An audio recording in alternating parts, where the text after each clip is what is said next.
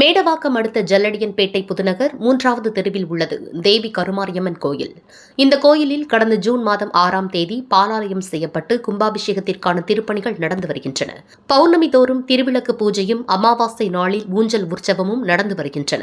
பௌர்ணமியில் நடைபெறும் திருவிளக்கு பூஜையில் திருமணம் வேண்டியும் மணமான பெண்கள் குழந்தை வேண்டியும் கலந்து கொண்டு வேண்டுதலும் நிறைவேறியுள்ளது. பாலாலயம் செய்யப்பட்ட பின் அத்திமர பலகையில் தெய்வங்கள் ஆவாகனம் செய்து கோயில் அலுவலக பெஞ்சில் வைக்கப்பட்டு பூஜைகள் செய்யப்படுகின்றன. வழக்கம்போல் நேற்று 9 மணி அளவில் அகல் தீபம் ஏற்றப்பட்டு பூஜைகள் நடைபெற்றன.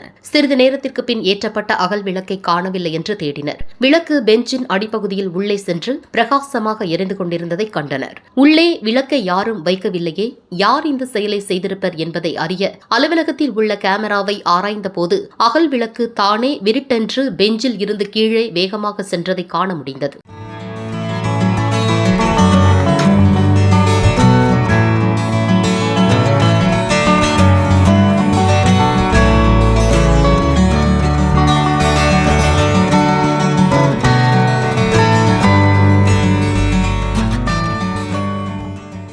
இதனை கண்டோர் ஆச்சரியமும் பரவசமும் அடைந்தனர். இதை அறிந்த அப்பகுதி வாழ் மக்கள் அனைவரும் கூடினர்.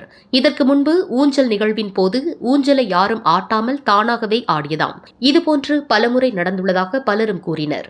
இந்த நிகழ்வு பக்தர்கள் அனைவரையும் வியக்க வைத்துள்ளது.